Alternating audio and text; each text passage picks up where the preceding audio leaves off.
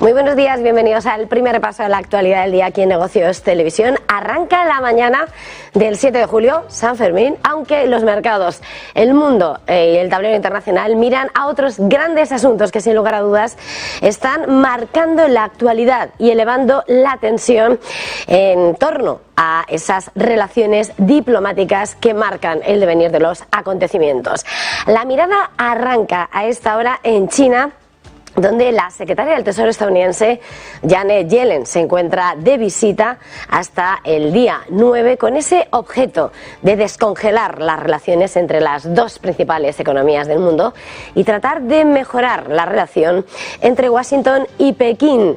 En este marco, donde no se espera una visita con el presidente Xi Jinping, pero sí intensos contactos tanto con los funcionarios de Pekín como con la clase política, acabamos de escuchar al Ministerio de Finanzas de China señalar que desde Pekín lo que esperan es que Estados Unidos tome medidas concretas para crear un entorno favorable para el desarrollo saludable de los lazos económicos y comerciales entre China y Estados Unidos. Misiva que lanza en el marco de esa visita de Janet Yellen a China y que llega en medio de esa batalla comercial, esa guerra tecnológica que ha subido de nivel esta última semana, justo cuando se preparaba el viaje de Janet Yellen, con la introducción de China a esas restricciones en las exportaciones de metales fundamentales para la fabricación de semiconductores, en una medida, en un paso que dicen que es solo el primer paso y que asegura que no va dirigida contra ningún país en específico, pese a que llega, curiosamente, después de que Estados Unidos anunciase sus nuevas medidas para restringir e impedir el acceso a la máxima tecnología para ese mercado de chips para China.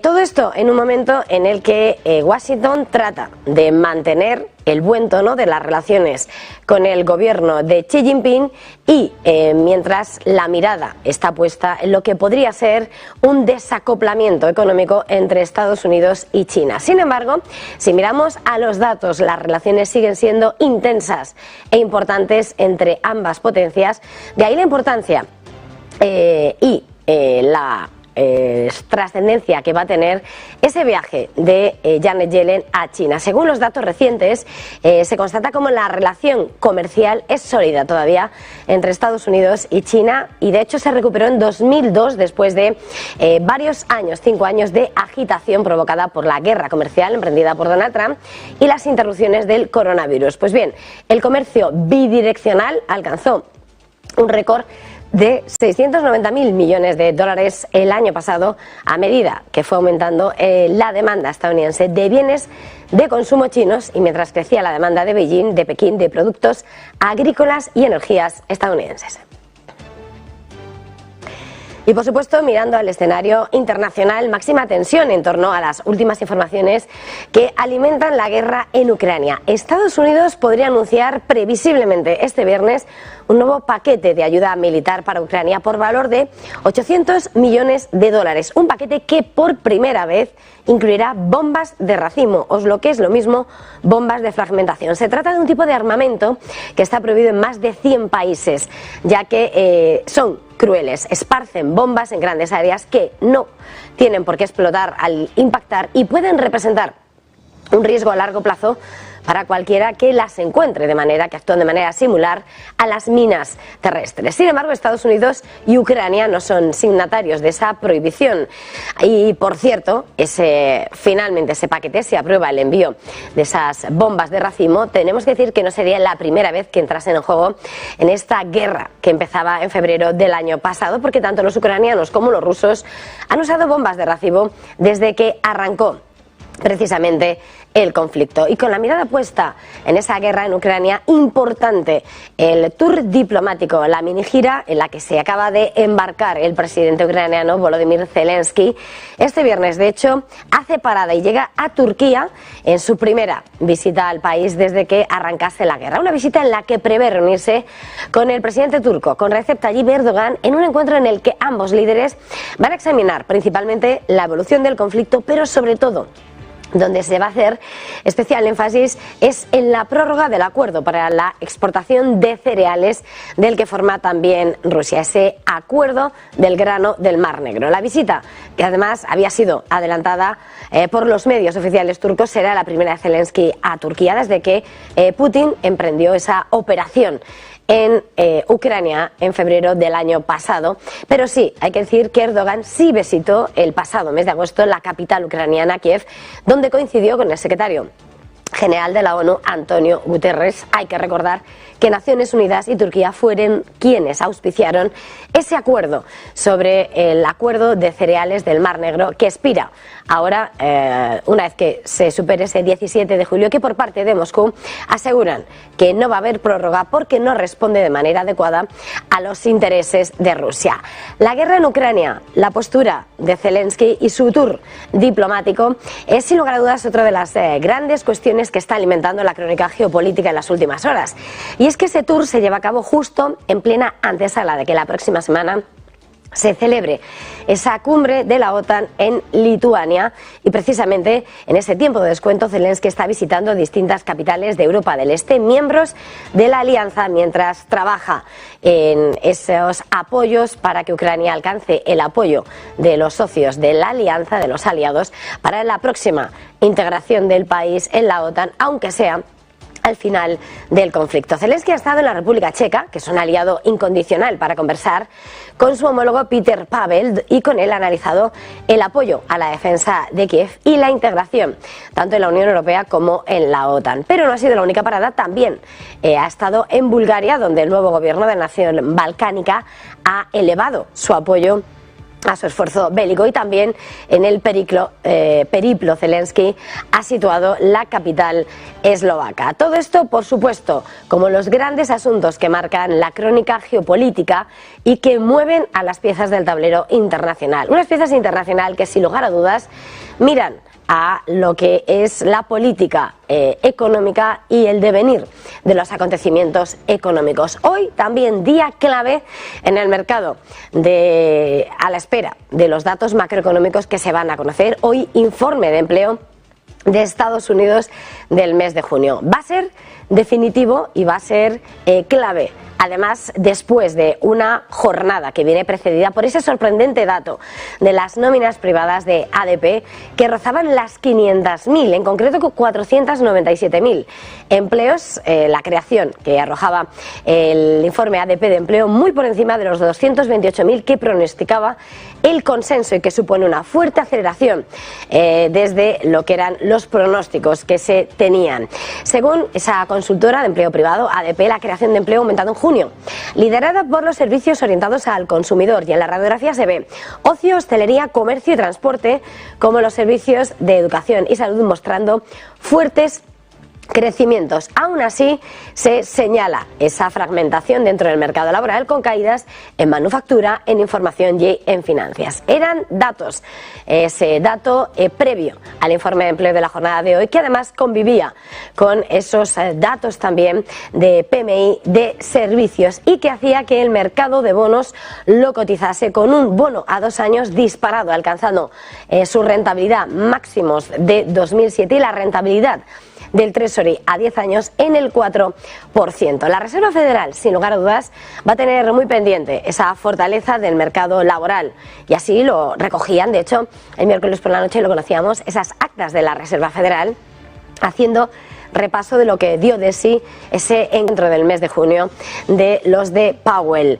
El miedo en la fortaleza del mercado laboral por ese potencial riesgo de inflación que puede generar. Precisamente, la presidenta de la Reserva Federal de Dallas ha hecho énfasis en que esa fortaleza y esa inflación, muy por encima del objetivo del 2%, exige una política más restrictiva por parte de la Fed. De hecho, Lori Logan subraya que la historia ha demostrado los peligros de que los bancos centrales se relajen demasiado pronto, y ha adelantado que, en su opinión, hubiera sido apropiado subir los tipos de interés en la reunión de junio. Recordemos que las actas recogían discrepancias en el seno de los miembros del FOMC. Lori Logan, que ha señalado, eso sí, que a la hora de votar tuvo en cuenta varias cuestiones. Justificaba así que en un entorno desafiante como el que vivimos puede tener sentido saltarse una reunión y moverse más gradualmente. Dice que las condiciones financieras dependen no solo de la rapidez con la que aumenten los tipos de interés, sino también del nivel que alcancen y el tiempo que se dedique a ese nivel elevado. Y lo que es más importante, decía, los factores que determinan esos nuevos aumentos o disminuciones. Y por supuesto también señalando en medio de esa política restrictiva la fortaleza del sistema bancario. Dice que el sistema de los bancos, el sistema bancario en Estados Unidos está en buena forma en este contexto pendiente también del rumbo de la política monetaria. Y precisamente en este escenario pendientes de las grandes instituciones económicas, el Banco de España ha arrojado una situación y ha denunciado una situación que se está agravando a medida que esa inflación y esa subida de los tipos de interés va haciendo mella en los hogares españoles. Una crisis de precios que en definitiva sigue ahogando a las familias, especialmente a las que tienen menos recursos y que están haciendo que cada vez más hogares no tengan ingresos suficientes ni para hacer frente a sus gastos más esenciales. Según el Banco de España, 1 de cada 10 familias se encuentra ya ante esa alarmante situación. Son esas declaraciones, son esas medidas las que van centrando la preocupación del mercado, por supuesto con el protagonismo que van introduciendo con nombre propio los protagonistas, las empresas. Y de hecho, en esta crónica, en los primeros albores de esta mañana del 7 de julio, importante lo que acabamos de conocer por parte de Tesla. El fabricante de automóviles eléctricos de lujo habría comenzado a despedir a trabajadores en su fábrica de China, en concreto en la fábrica de producción de baterías en su planta de Shanghái. Según está informando Bloomberg, que cita fuentes cercanas, no está claro cuántos trabajadores pueden ser despedidos, ni tampoco las razones específicas que estarían detrás de esta marcha, de esta reestructuración. Según informa la agencia Bloomberg, los despidos habrían sido informados por primera vez por un portal local de noticias, Deep Analysis, este jueves a última hora, en la que señalaba que menos de 1.000 trabajadores estaban empleados en las 2 líneas de producción de la fábrica de baterías. Recordemos que la gigafactoría de Tesla en Shanghái, su planta más grande y productiva, emplea unos 20.000 trabajadores, incluidos los que se dedican al montaje del Model Y y Model 3. Protagonista Tesla. Y si hablamos de Tesla, hablamos de su CEO, de Elon Musk, lo que hace que llegue a la crónica empresarial otro de los grandes asuntos que mira a otra de las grandes compañías del multimillonario. En concreto, por lo que va a hacer Twitter. Meta vuelve a situarse, de hecho, como protagonista desde su lanzamiento este jueves de esa app con la que pretende desafiar a Twitter, Threads. Y precisamente es que es la red social del pajarito azul, la de Elon Musk, que está amenazando con demandar a la compañía de Mark Zuckerberg por su nueva plataforma. Al parecer, y según ha informado la web Semaphore, Zuckerberg habría recibido una carta enviada por el abogado de Twitter, Alex Spiro. Meta, que ha lanzado, como decíamos, este jueves su app de microblogging con la que pretende desafiar a Twitter, ha visto ya cómo se han inscrito más de 30 millones de cuentas en 18 horas y pretende enfrentarse a Twitter aprovechando los miles de millones de usuarios de Instagram.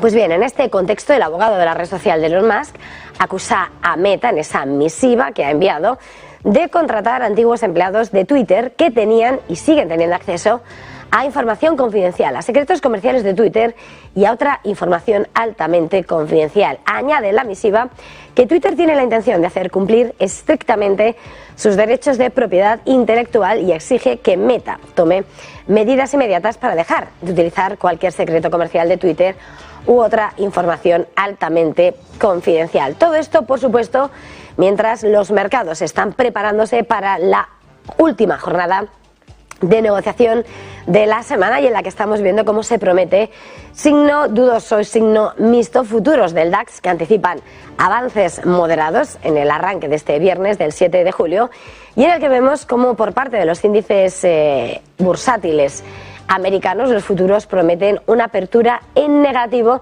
y todo esto en una jornada en la que, como decimos, la clave va a estar en ese informe de empleo de Estados Unidos.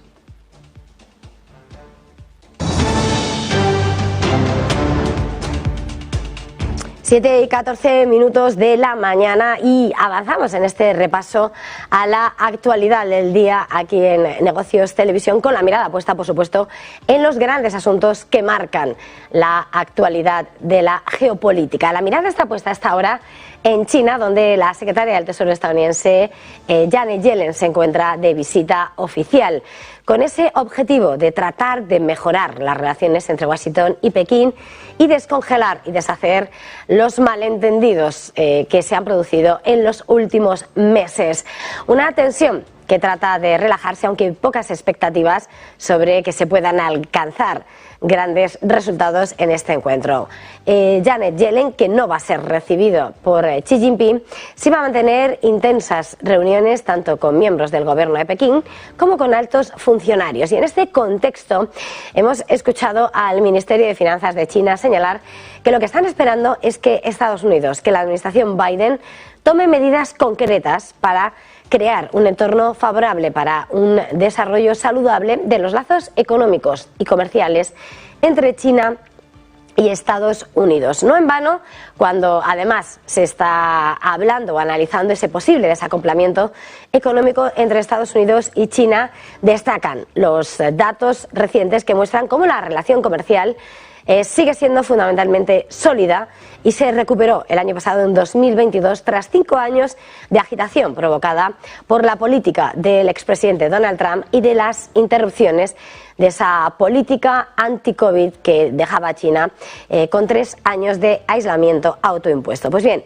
el comercio bidireccional alcanzó un récord de 690.000 millones de dólares el año pasado, a medida que aumentó la demanda estadounidense de bienes de consumo chinos y creció la demanda de Pekín de productos agrícolas y energía estadounidense. El comercio entre Estados Unidos y China, recordemos, había caído desde 2018, cuando el expresidente Donald Trump impuso aranceles de hasta el 25% sobre unos 370.000 millones de dólares en importaciones chinas, pero comenzó a recuperarse durante ya la recuperación de la COVID en 2021.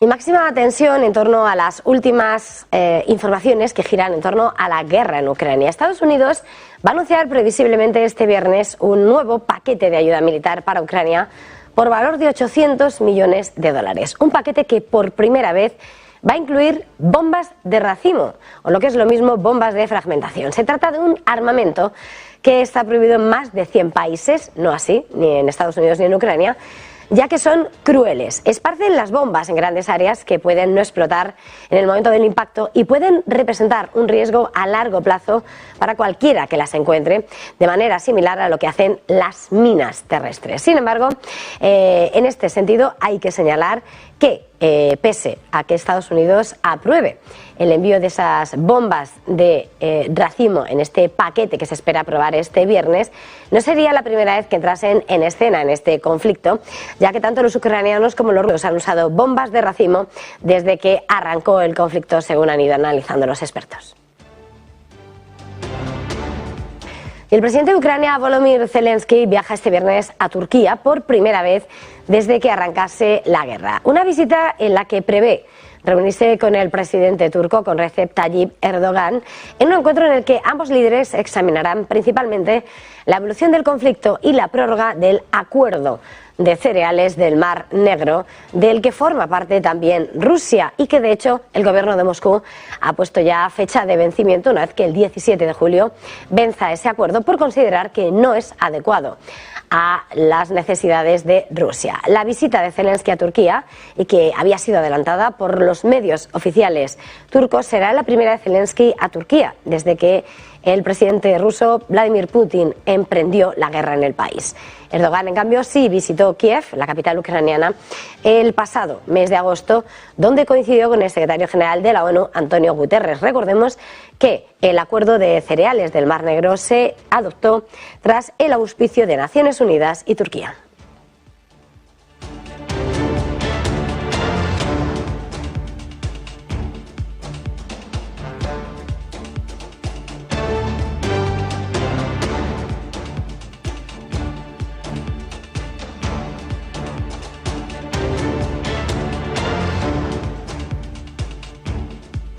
Y el presidente ucraniano Volodymyr Zelensky se encuentra inmerso en un verdadero tour diplomático en lo que son los días de descuento antes de que se celebre la cumbre en Lituania de la OTAN, una alianza a la que pretende formar parte en el futuro el gobierno de Kiev y que espera, con estas visitas a distintas capitales de Europa del Este, conseguir apoyos para al menos conseguir esa aprobación una vez que acabe la guerra. Zelensky ha visitado en las últimas horas, ha hecho paradas en la República Checa, entre otros, donde se ha reunido con su incondicional aliado y ha hablado con Peter Pavel para analizar el apoyo a la defensa de Kiev y la integración en la Unión Europea y la OTAN. Pero no ha sido la única parada, también ha hecho escala en Bulgaria, donde el nuevo gobierno también está aumentando ese apoyo al esfuerzo bélico. En su periplo, Zelensky también sitúa la capital eslovaca. Y más allá de los grandes asuntos que marcan la actualidad internacional y la lectura geopolítica de la mañana, es importante introducir lo que van a ser las grandes claves de los mercados en el apartado macroeconómico. Estados Unidos publica hoy el informe de empleo del mes de junio. Va a ser definitorio y va a ser observado al detalle por parte de la Reserva Federal, que en sus últimas actas, ya lo contábamos, ponía el acento y la preocupación sobre la fortaleza del mercado laboral por la presión inflacionista que puede generar. Un informe que además va a llegar después de ese dato sorprendente que arrojaba la creación de nóminas privadas del informe de ADP, que rozaban las 500.000, en concreto 497.000 empleos, muy por encima de los 228.000 que se pronosticaban, y una fuerte aceleración con respecto a los 278.000 puestos que esperaba la propia consultora. Según ADP, la creación de empleo aumentó en junio, liderado por los servicios orientados al consumidor, pero eso sí, con un mercado que sigue estando fragmentado. Los datos, además, iban acompañados de la radiografía de lo que está siendo la economía americana, con esos PMI, con ese ISM de servicios, y que se cotizaba con unos rendimientos de los bonos a 2 y 5 años, a 2 y 10 años, que se disparaban. Lo analizaba Javier del Valle. No solo lo está haciendo el 2 años, lo está haciendo también el 10 años, que ya está por encima del 4%. ¿Y por qué está ocurriendo esto? Bueno, pues en parte no solo por unos datos de servicios mejor de lo esperados, sino también por un empleo mejor de lo esperado. Ha sido por la parte de ADP, nóminas privadas, que han salido por encima de 400.000 nóminas. Eso ha dado un impulso al mercado laboral. Sobre todo, no olviden que es una parte estacional muy importante, esta de verano, sobre todo en la parte de servicios, pero aún así el mercado sigue esperando que la FED le queda trabajo, que tiene que seguir subiendo los tipos de interés, después incluso de ver las actas de ayer donde decían que dentro de la FED empieza a haber una división y varios miembros quieren seguir subiendo los tipos de interés y dicen que hace falta. ¿Qué vemos también? Bueno, pues hemos visto hoy un PMI de servicios que sorprende al alza, sobre todo en el ISM. Recuerden que hay dos proveedores de PMIs, está el del S&P Global y el del ISM. El del S&P Global lo que ha mostrado es un dato de 54,4, se esperaba 54,1 y el previo era 54,1 también, así que el PMI de servicios del S&P Global sale un poco en base a lo estimado. El que ha sorprendido al alza ha sido el del ISM, el que tienen en pantalla. 53,9 ha sido el dato, rebota desde el anterior 50,3 que veía en mayo, y de hecho se esperaba un dato bastante menor, se esperaba un dato que saliese en el entorno de por debajo de 53,9, en el entorno de 53, algo, así que supera la previsión, supera el mes anterior, sobre todo rebota bastantes puntos con respecto al dato de mayo de 50,3. y veamos las categorías. Nos dicen, lleva 6 meses ya la parte de servicios, 6 meses creciendo desde la contracción que tuvo en diciembre, la contracción menor que hubo aquí en diciembre. El PMI de servicios lleva 6 meses sumando la actividad. Por tanto, una actividad que hemos visto en la parte manufacturera está muy débil, parte de las industrias también, pedidos a fábrica, lo veíamos ayer, pero en la parte de servicios sigue muy fuerte. Entonces, de hecho, la parte de sorpresa del mercado laboral privado ha venido por la parte de servicios, todo lo que tiene que ver con restauración, hoteles, todo lo que se prepara para el turismo de cara a este verano. ¿Qué podemos ver en las categorías de precios? Bueno, aquí vemos que los precios todavía en el ISM estarían controlados, ya que este mes no suben, se quedan en menos 2,1 a pesar del incremento del PMI de 3,6 puntos. Aún así, en el del S&P Global, en el del otro proveedor, los precios sí que han empezado a rebotar. Eso es lo que preocupa ahora mismo al mercado. Preocupa, oye, ¿y si el mercado de empleo se mantiene un poco más fuerte de lo que esperábamos? ¿Y si la actividad económica vuelve a repuntar? Las casas están repuntando de precio también y todo eso genera un efecto riqueza que hace que las bolsas suban y eso puede ser contraproducente para la Fed, puede ser inflacionario en el futuro.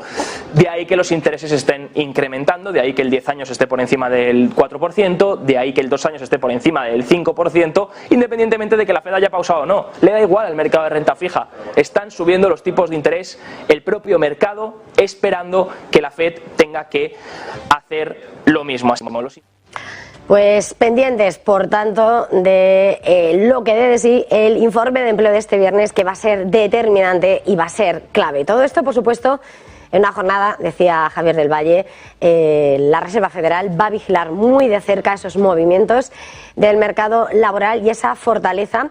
Y en las últimas horas, de hecho, hemos escuchado hablar a la presidenta de la Reserva Federal de Dallas, a Lori Logan, señalar y hacer énfasis en que la fortaleza del mercado laboral y esa inflación muy por encima del 2% exige una política más restrictiva por parte de la Fed. De hecho, Lori Logan subrayaba que la historia ha demostrado los peligros de que los bancos centrales se relajen demasiado pronto y ha adelantado que, en su opinión, hubiera sido apropiada subir los tipos de interés en la reunión de junio. Recordemos que las actas de la Fed de esta semana, las que conocíamos, señalaban esa discrepancia, no había unanimidad a la hora de afrontar esa pausa, no pausa oficial en la decisión de junio. Lori Logan ha señalado, eso sí, que a la hora de votar tuvo en cuenta varias cuestiones y justificaba que en un entorno desafiante e incierto pueda tener sentido saltarse una reunión y moverse más gradualmente. Las condiciones financieras dependen, dice, no solo de la rapidez con la que aumenten las tasas, sino también del nivel que alcancen, el tiempo dedicado a ese nivel y, lo que es más importante, los factores que determinan nuevos aumentos o disminuciones. Y si hablamos de instituciones monetarias, clave lo que ha dicho en las últimas horas el Banco de España, porque la crisis de precios sigue ahogando a las familias, especialmente a las que menos recursos tienen, y está haciendo que cada vez más hogares no tengan ingresos suficientes ni para hacer frente a sus gastos más especiales. Según las cifras del Banco de España, 1 de cada 10 familias ya está en esa alarmante situación. Javier Luengo, muy buenos días. Sí, ¿qué tal, Eva? Muy buenos días. Y el problema, según el Banco de España, es uno y claro. La subida de los tipos de interés está teniendo efectos ya sobre las familias españolas, sobre la riqueza de los hogares. Cada vez tienen menos acceso al crédito y además aumentan aquellos que con los recursos que tienen sobre la mesa no pueden hacer frente a los gastos esenciales de un hogar. La subida de los precios de la luz también ha atacado, en este caso, a las familias españolas. Es el último informe del supervisor del organismo que dirige Pablo Hernández de Cos, en el que dicen que cada vez más hogares no tienen ingresos suficientes para poder hacer frente a los gastos esenciales. De hecho, 1 de cada 10 tiene problemas para pagar las facturas de la luz, el gas, hacer frente, por ejemplo, a los alquileres o incluso a los gastos derivados de la comida o a las posibles deudas bancarias a las que tengan que hacer frente en este contexto de subidas de tipos de interés, de incremento de las hipotecas referenciadas a tipo variable y de esas subidas de las cuotas que hay que pagar a los bancos a final de mes. En el global se afirma por parte del Banco de España que se ha producido una recuperación progresiva del poder adquisitivo que había desde 2021, pero que aún así no es suficiente para saldar la subida de los precios que hemos vivido como consecuencia de estos repuntes en los mercados energéticos, pero también los problemas en la cadena de suministro. Según los cálculos del supervisor, el porcentaje de los hogares que no pueden hacer frente a los costes esenciales ha subido, Eva, del 7 al 9% en apenas 2 años, justo antes de la pandemia. Es el primero de los cálculos y además, en el caso del 20% con menores ingresos de los hogares, el gasto esencial ha pasado de suponer un 79% de la renta a un 87%.